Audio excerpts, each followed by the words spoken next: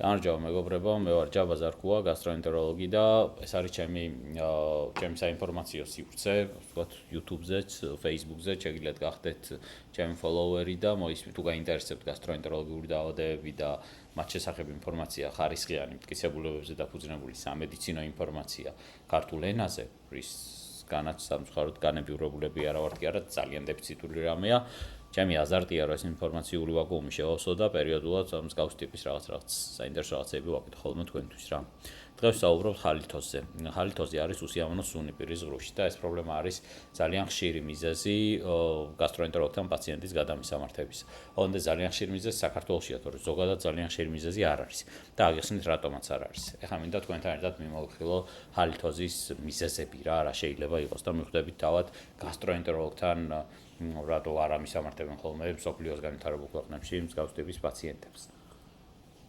ასე დავიწყოთ, ხედავთ, ეს არის ჯერ საი რას უყურებთ, რო გითხრათ, ეს არის up-to-date-დან წამოღებული ცხრილი. up-to-date ახლა ვინც იცით ხო, გაი, ვინც არ იცით, არის ექიმებისთვის განკუთვნილი ძალიან სანდო წყარო საიტი, რომელზეც უახლესი სამედიცინო ინფორმაცია განახლდება ხოლმე და დაიდება და ესა ფასიანი საიტი და ექიმები მთელი მსოფლიოს მასშტაბით იყენებენ ხოლმე ძალიან ისეთ რა არის. ანუ როგორი დონის სამედიცინო წყაროა, იცით, რომ აი პაციენტთან გადაწყვეტილების მიღება და მოქმედება აქ წაკითხული საფუძველზე შეგიძლია და იქნება სწორი და იმიტომ რომ წერია სწორი რაღაცები რა 7000 ჯერ გადავამწვევი. შევდივართ up-to-date-ზე, ვეძებთ ხალითოს, ანუ უსიამოვნო სუნს პირში და კითხულობთ ნეტა რა შეიძლება იწოვდეს ამას რა. და ვკითხულობთ იმას, რაც ქართულ რეალობაში არ ხდება. კითხულობთ იმას, რომ უხშირესი მიზეზი, ერთ-ერთი ყველაზე ხშირი მიზეზი, ხალითოზის არის უბრალოდ ფიზიოლოგიური, დილით გამოხატული ცუდი სუნი პირში, ხშირად ნორმალური შეიძლება იყოს და ამიტომ ნორმალურიც არის უფრო სწორედ, ამიტომ ეს რაღაცა დიდ სამედიცინო რეაგირებას არ საჭიროებს და მე ვხედავთ პათოლოგიურ ხალითოზის მიზეზებს რა.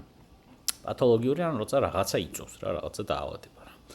პათოლოგიური ხალითოზის მიზეზებიდან დაყოფილი აქვს თან აი რა სიხშირით იწოვს ხოლმე ამ ყველაფერს რა. ყველაზე ხშირი, აგერ წერია, ხაზგასმით, გარღვევით, ყველაზე ხშირი არის პირის ღრუს მიზეზები. ეს გვახსოვდეს ხშირად. პირის ღრუს მიზეზებში არ არის მხოლოდ რაღაცა კბილების პრობლემები, თვალით ხილული მარტივი პრობლემები. პირის ღრუს მიზეზებში ხედავთ ჩამოთვლილ სხვადასხვა მიზეზებს რა. არის გინგივიტი, პერიოდონტიტი, ენის ძალიან გამალებული შელესვა ხოლმე, სხვა პირის ღრუს პრობლემების გამო. მშრალი პირის ღრუ, მშრალი პირი მარტივად რო ვთქვათ რა. მათ შორის ეს მშრალი პირი შეიძლება ბევრი წამალი იწოვდეს ამას რა. მათ შორის ანტიდეპრესანტები, დიურეზული საშუალებები, ანუ შარდენები, კვებით დანამატები გაჩვენილმა არის, რამე გამოუკვლეველი კვებით დანამატები იწვევენ თუ არა ასევე პირის სიმშრალეს, ეგეც ადამიანმა არის, ასევე პაციენტი ბევრ წამალს უღებულობს ხოლმე, ხო? უნდა წაიკითხოს რა მისი ანოტაციები, რომელიმე მათგანი ხო არ არის, ვთქვათ, პირის სიმშრალის და მასთან ასოცირებული უსიამოვნო სუნის მიზეზი. იშვიათი რევმატოლოგიური პათოლოგიები შეიძლება იწოვდეს ზოგადად პირის ღრუს და სხვა ლორწოვანი გარსების სიმშრალესაც ასევე შოგრენის სინდრომი მაგალითად. არის ტონზილარული პათოლოგიები, ნუშურაჯირკვლების დაავადებები. ესენი გადიან ყველაზე ხშირებში რა, პირის ღრუს პრობლემებში, გრძილები, პერიოდონტიტი, ენის გამალებული, გაძლიერებული შელესვა, მშრალი პირი, ტონზილური დაავადებები, მაგალითად ტონზილიტი, გადიდებული შეწითლებული ტონზილები, რომელიც არის ასოცირებული სიცხეებთან და ამ ლიმფურ კვანძების გადიდებასთან. პერიტონზილარული აბსცესები, რაც არის შეშუპებული ტონზილები და არის უფრო გართულებული ფორმა დაავადების და ქრონიკული კაზეოზური ტონზილიტი, ტონზილოლითების ჩამოყალიბებით ან მის გარეშე. ასო ეს ტონზილიტების ტონზილარული პათოლოგიებია რა. რომელიც ყელს ჩაგვხედეს, მორჩა გამოგუშვეს 2 წუთში, შეიძლება ვერ დადგინდეს რა. ასე რომ ძალიან იპარება ხოლმე ხშირად ეს მიზეზი. და დენტალური პროთეზები. დენტალურმა პროთეზებმაც ასევე შეიძლება გამოიწვიოს ხოლმე, თუ დიდი ხანია შეიცვალა ეს პროთეზი, არ მუშაობს კარგად, შეიძლება გამოიწვიოს ხოლმე უსიამოვნო სუნი პირის ღრუში. საიდანაც არ უნდა მივუაროთ. რა სადღეგრძელოებიც არ უნდა ვნახოთ ტელევიზორში გასტროენტეროლოგების რომ არიქა და პირის ღრუდან იწყება პირის სულის სარკეა და რაღაც სისულელეები, ხო? აი ეს არის ყველაზე ხშირი მიზეზები პირში უსიამოვნო სუნის. არის კიდევ სხვა მიზეზები რა, ამას მე მოყვება სხვა. მაგალითად, ცხვირის ღრუს გამოყოფილი მიზეზები რა. ნაკლებად გავრცელებული არის ხოლმე რა, ცხვირის მიერი მიზეზები. თუმცა არის ასევე ჩანასახში იმაში, სათვალავში ჩასაგდები ნამდვილად არის რა. რინოსინოსიტი მაგალითად, ხახის უკანა ჩანადენი. მაგალითად, უცხო ბავშვებში უფრო მეტად უცხო სხეულის გადაყვალვა, ეხლა ამით გამოწვევს ან იშვიათი რაღაცა, მაგრამ რინოსინოსიტი და ხახის უკანა ჩანადენზე შეგვიძლია ვიფიქროთ რა, როდესაც უსიამოვნო სუნს ვიკვლევთ ხოლმე პირის ღრუში. რესპირატორული მიზეზები იშვიათია, როგორც არის ბრონხოექტაზია, ბრონქიტი, ფილტვის აბსცესი. ესენი იშვიათად იწვევენ ხოლმე ასე ჰალითოს. ასევე იშვიათი არის, არ არის ხშირი, აგერ წერია ხაზგას. არ არის ხშირი გასტროენტეროლოგიური მიზეზები. ჩამოთვლილია ცენკერის დივერტიკული, უშვიათესი საყლაპავის დივერტიკული ერთ-ერთი რა. იშვიათი პათოლოგია. გასტროკოლიკური ფისტულა. ფისტულა არის გვირავი ორ რაღაცა შორის, რა ამ შემთხვევაში კუჭსა და ნაწლავს შორის. იშვიათია, მძიმე პაციენტია, აქ საუბარი და უსიამოვნო სუნზე მეტად სხვა ჩივრები აქვს ამ პაციენტებს.